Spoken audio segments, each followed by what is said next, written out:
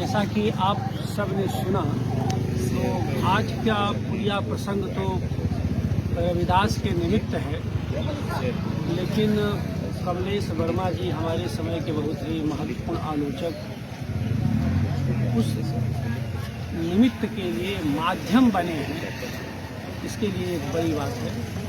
और अभी आप सब ने कमलेश वर्मा का बहुत ही सुचिंतित वक्तव्य सुना। बहुत सही बात है कि देखिए, इस तरह के आयोजन, छोटे छोटे आयोजन, छोटे छोटे परिसर में होने वाले आयोजन एक तरह के संगति पूर्ण आयोजन है।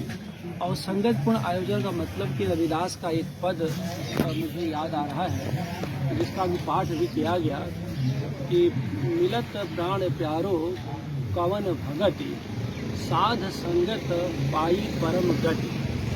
तो पवन भगति का परम गति से जो उन्होंने रचा है, एक बाइनरी रची है।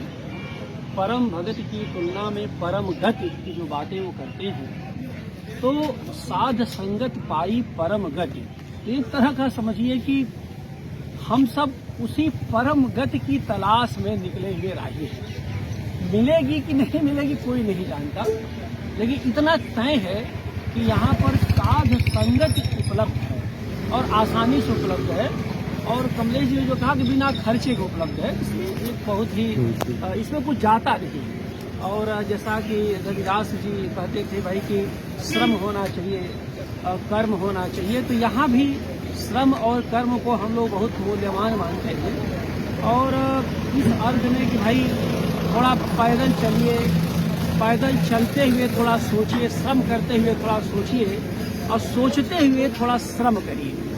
तो वो जो श्रम करते हुए सोचिए, मैंने यहाँ पर मान लीजिए घूमते टहलते थोड़ा परिसर का भ्रमण करते हुए सोचिए और सोचते हुए चलिए, इससे बहुत कुछ आपको मिलता है, बहुत कुछ सोचने समझने का आधार मिलता है। तो ये तो स्थिति रही, और इस पर कमलेश वर्मा ने और विंध्याचल यादव ने आप सब छात्रों सहित जो सुचिंतित वक्तव्य दिया रविदास राग से लेकर राज तक, वो बहुत महत्वपूर्ण था। उसमें मुझे कुछ बहुत नहीं कहना है। इतना जरूर है कि रविदास में जो राग तत्व है वो बहुत ही प्रभावी है। और आप ये कह सकते हैं कि इस राग तत्व को रविदास ने, जो उनका काव्य तत्व था उनके भीतर बुनियादी तौर पर, उसको उन्होंने उदात्त बनाया है और राज तत्व का प्रतिकार किया है।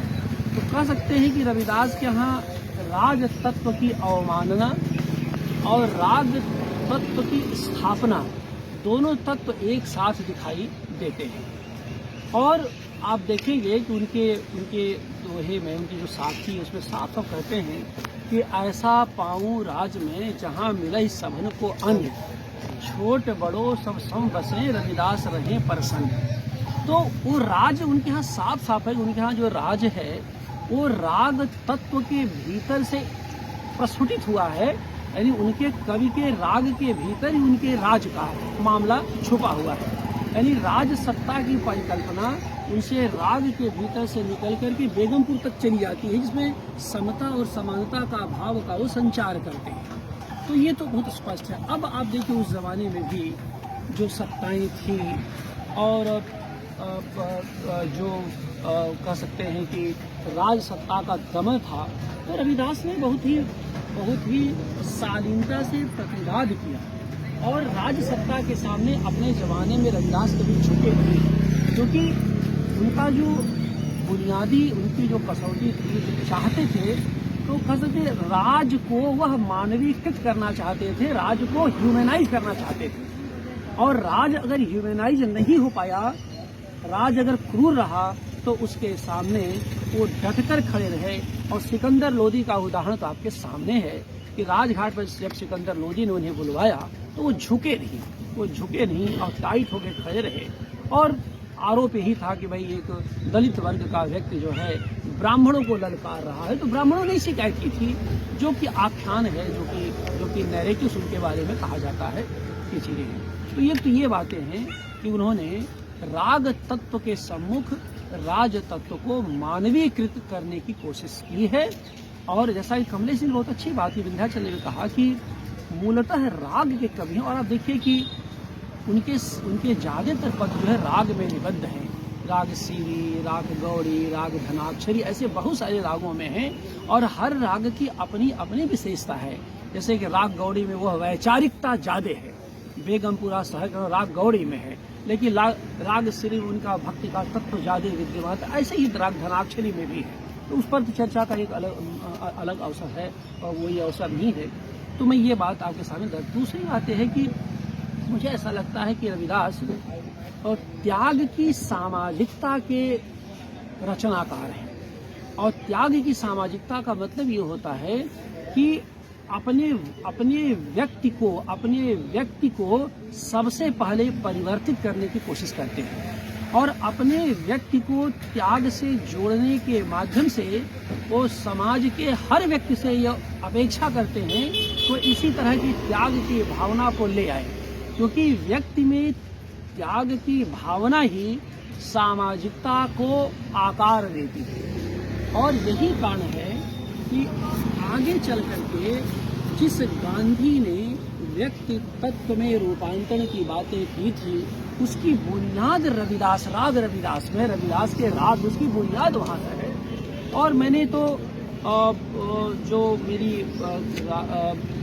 रविदास पर बड़ी किताब आने वाली है, उसमें पूरा एक अध्याय ही, कमलेश जी, मैंने रविदास और गांधी ये अध्याय जो अभी तक उसको लोगों की जानकारी में नहीं है, वो बहुत कम से कम 25 पृष्ठों का केवल अलग एक अध्याय ही है, जिसमें रविदास को आधार बना करके आधुनिक गांधी को मैंने खोजा। गांधी में कितने रविदास समाहित हैं। यदि यह भी बता दूं कि गांधी ने अपनी आत्मकथा में कबीर का नाम तो लिया है, रविदास का सीधा नाम कहीं नहीं लिया है, लेकिन गांधी का जो पूरा मानस है वो रविदास के राग तत्व से बनता है। और जिस राज तत्व को ह्यूमनाइज करने की कोशिश गांधी जी करते हैं, उसका भी सीधा रविदास से तो अलग ही बात है। अब इसमें तीसरी जो बात मैं कहना चाहता हूँ संक्षेप में, वो ये कि देखिए, ये समाज जो है, आधुनिक समाज या रविदास से आगे बढ़ता हुआ समाज श्रेणीबद्ध समाज रहा है। तो हम आज के समय में रविदास को एक तरह से उत्तम काव्य ध्वनि की उपस्थिति के रूप में देखते हैं। यानी आधुनिक समाज में रविदास हमारे बीच एक उत्तम काव्य ध्वनि के रूप में विद्यमान है। और जब मैं उत्तम काव्य ध्वनि की बात करता हूँ तो यह कहना चाहता हूँ कि उनके कविता के भीतर जो अंतर्निहित शब्द हैं और शब्द के भीतर जो अंतर्निहित रोशनी है, वह पूरे के पूरे मनुष्य के आभा मंडल को निर्मित करती है। और जब आप उनके पद, उनके साक्ष्यों को पढ़ते हैं तो उसके प्रभाव में आप अपने भीतर एक अपने को रिचार्ज महसूस करते हैं या अपने भीतर एक परिवर्तन दर्ज करते हैं। इसी नाते मैं इस बात को कहता हूँ कि रविदास ढपोर की जगह ढोर को स्वीकार करते हैं। और ये दो, आप देखिए, दो शब्द हैं, लेकिन दोनों के अंतर्निहित सांस्कृतिक मूल्य कितने कितने बड़े हैं। ढपोर माने पूरी पुरोहितवादी ब्राह्मणवादी व्यवस्था और ढोर माने पूरी वैकल्पिक आधुनिकता से जुड़ी हुई जो उपेक्षित है, जो हाशिया है, उसकी व्यवस्था। तो ढपोर बनाम ढोर कह सकते हैं, सत्ता बनाम लोक, और ये भी कह सकते हैं कि राज बनाम राग। तो जब ढपोर बनाम ढोर की बात करते हैं, वही असल में राज बनाम राग का द्वंद्व भी है, जिसमें रविदास राग तत्व के माध्यम से राज तत्व की क्रूरता को कम करने की कोशिश करते हैं या उसमें बुनियादी परिवर्तन लाने की कोशिश करते हैं। आप राज तत्व में यहाँ पर श्लेष भी मान सकते हैं। राज का मतलब राज्य से भी है और राज का मतलब रविदास का राज माने रहस्य से भी है कि रविदास की कविता का राज क्या है। आप दोनों से सकते हैं, लेकिन दोनों स्थितियों में रविदास के राज में जब आप पहुँच करेंगे, बात करेंगे, निश्चित रूप से वह एक मूल्यबद्ध व्यवस्था की बात करते हैं जिसमें हर कोई हर किसी के लिए उपलब्ध है। और एक तरह की रविदास की कविताई हमारे लिए एक ऐसी सामाजिक निर्मित है जिसमें कोई भी ऊंच और नीच नहीं है, सब बराबर है। तो आज का पुलिया प्रसंग इस मायने में महत्वपूर्ण रहा कि कमलेश वर्मा जैसा आलोचक आज हमारे बीच पहली बार उपस्थित हुआ और मुझे लगता है कि यह भी मुझसे कई बार लोग पूछते थे कि दूर दूर से लोग आते हैं, ये बगल में कमलेश कभी यहाँ नहीं आए। तो मैंने कहा कि कमलेश के आने का सुदिन आएगा और सुदिन वह रविदास के दिन से बढ़िया हो नहीं सकता था। तो मैं इस सुदिन के लिए मैं पुलिया प्रसंग के सभी साथियों को बधाई देता हूँ, शुभकामनाएं देते हूँ और अपने प्रिय कवि संत कवि रविदास की स्मृति को हम सब प्रणाम करते हैं।